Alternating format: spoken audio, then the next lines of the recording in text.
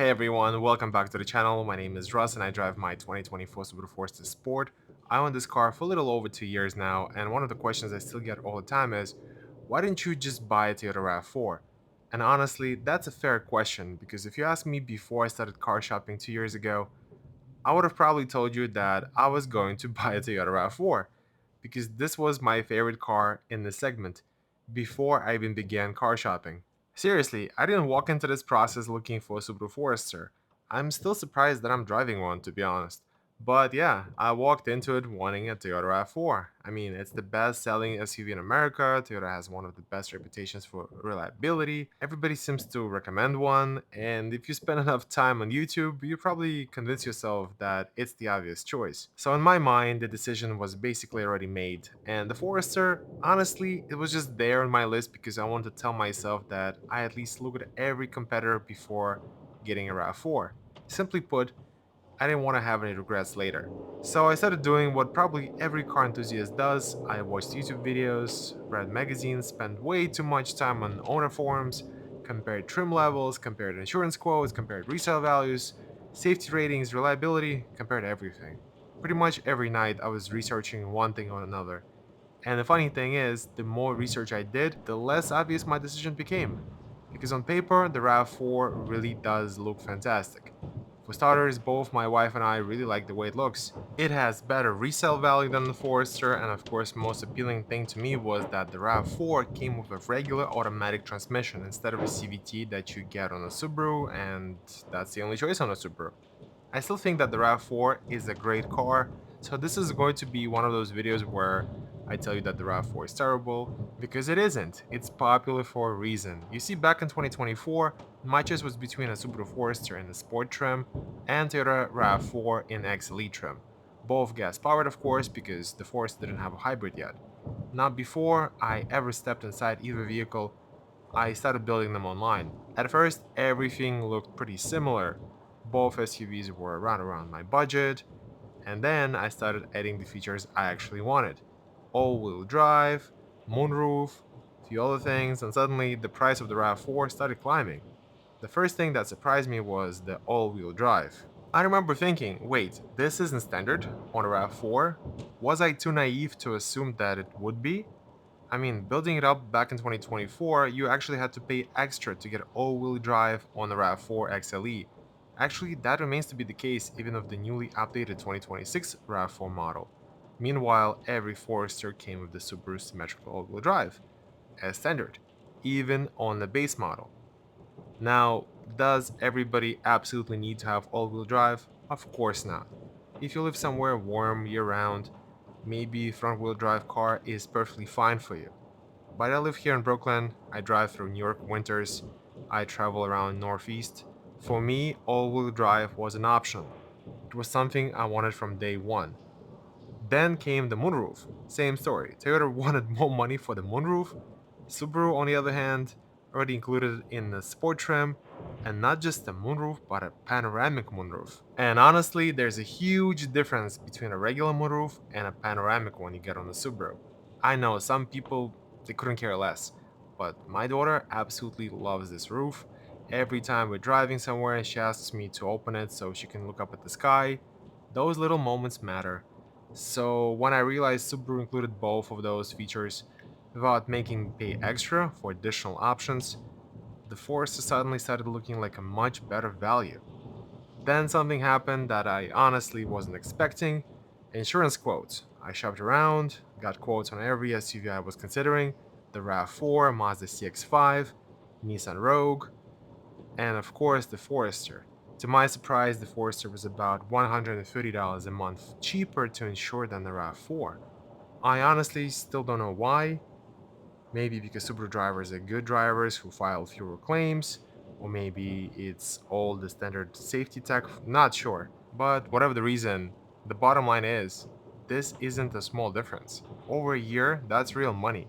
That's real savings. And suddenly the Subaru wasn't just giving me more standard equipment, it was also going to cost me less to own. At that point, you'd probably think my decision was already made. But it wasn't, because there was still one thing keeping the RAV4 very much alive in my head: the transmission. I'll be honest, I still wish the Forester came with traditional automatic. Toyota's 8-speed automatic gave me a lot more confidence back in the day. Meanwhile, the Forester came with a CVT, and if you watched my channel before, you already know how I feel about Subaru CVT. Even today, it's probably my biggest complaint about this car. So back then, before I bought the Forester, it was an even bigger concern. I spent hours reading about Subaru CVT, learning how it works, trying to understand what had changed over the years, reading owner reviews, watching videos, trying to separate real problems from internet horror stories, and eventually I came to one conclusion. No, it wasn't my ideal transmission, but it also wasn't the deal breaker I originally thought it would be.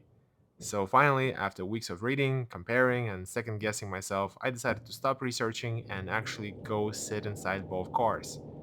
Looking back, that was the day my decision was made. Not because of the horsepower, not because of the fuel economy, not because of the resale value. Because of something much simpler. The moment I sat inside the RAV4 for the first time, I knew something wasn't right. Now remember, I wanted to like this car. I wanted to win. So I got inside expecting to think, yep, this is the one. Instead, the very first thing I noticed was, whoa, my right knee is hitting the central console. I'm 6'4". No matter how I adjusted the seat, the central console just kept pushing into my right leg. It wasn't unbearable, but it wasn't comfortable either. And then I started noticing everything else. The cabin just felt small, closed in. The headroom wasn't there. It's not what I expected. And somehow the windows felt small. And wow, the infotainment screen, it looked like somebody had taken a tablet and simply glued it onto the dashboard. It just didn't look right to me. The materials, not terrible, but they didn't really impress me either. It all felt like it was more focused on durability than comfort. And then I opened the rear door. That's when another little thing caught my attention. The rear door didn't open nearly as wide as I expected it to open. Now, maybe that doesn't really matter to everyone, but when you're putting a child into a car seat, you notice this because these are the real world experiences you're gonna have. And when it comes to the cargo area, the RAV4, hands down, it wins here. And I completely understand why there are so many Uber drivers who choose a RAV4. The cargo space behind the rear passengers on the RAV4 is indeed impressive and it beats the Forester. But that's not how I use my car. For me, passengers' comfort has always mattered more than carrying the biggest possible suitcase. So as I walked out of the Toyota dealership, I remember thinking something I wasn't expecting. I wasn't excited. In fact, it was completely opposite of that word. I was really disappointed. I felt like going to a restaurant to try a dish everybody says is so good, and finally trying it for yourself and just struggling to find reasons why it's even special.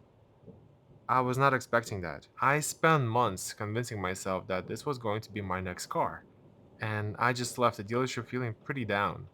So I immediately drove over to the Subaru dealership. Once inside, I saw a Subaru Forester Sport sitting right in the middle of the showroom. I opened the driver's door, sat down, and within about 5 seconds, everything changed. The first thing I noticed, space. So much space. I always joke that driving a Forester feels like driving a school bus, and honestly, I mean that as a compliment. The windows are huge. I immediately felt so comfortable, and my right knee wasn't touching anything. I could actually stretch my legs. There was headroom to spare, and even behind my own driving position, there was enough room that I knew my family wouldn't be cramped. And then I walked to the back, I opened the rear door, and it swung open almost 90 degrees. I actually smiled because I immediately imagined how easy it would be to put my daughter into her car seat. Honestly, sometimes the smallest details like that can make the biggest difference. Then there was visibility, and honestly, I think this is one of the most underrated things about the Forester. People talk about the horsepower, fuel economy, screens, but very few people talk about how a car makes you feel behind the wheel. The Forester just feels easy and safe. You can see everything, parking feels easier, changing lanes feels easier, driving through Brooklyn traffic feels less stressful. After 2 years, I appreciate that even more than I did on day one. Then I started thinking about the Subaru's symmetrical all-wheel drive system, and I realized something. It wasn't just about having all-wheel drive for me. It was about how Subaru approaches it. Toyota's system works well. I'm not here to tell you otherwise. Millions of people drive RAV4s every single day, and they're great cars. But Subaru's philosophy has always appealed more to me. Instead of waiting until the system thinks you need all-wheel drive, the Forester is always ready, even before it's actually needed. Maybe you'll never notice the difference on a sunny July afternoon, but when it's raining, when it's snowing, when the roads are covered in slush, there's something reassuring about knowing that the system is already working with you. It gives me confidence, and honestly, confidence is priceless, especially when your family is in the car. Now, let's fast forward to today. Things have changed. Toyota has a brand new RAV4, Subaru has a redesigned Forester, and the 6th generation Forester has finally caught up to Toyota, and now it also offers a hybrid version. To be fair, I haven't driven either one yet, so I'm not going to pretend I know which one is a better car on the road. But I have sat inside both, and interestingly enough, the one thing that I hoped Toyota would have fixed, they sadly didn't.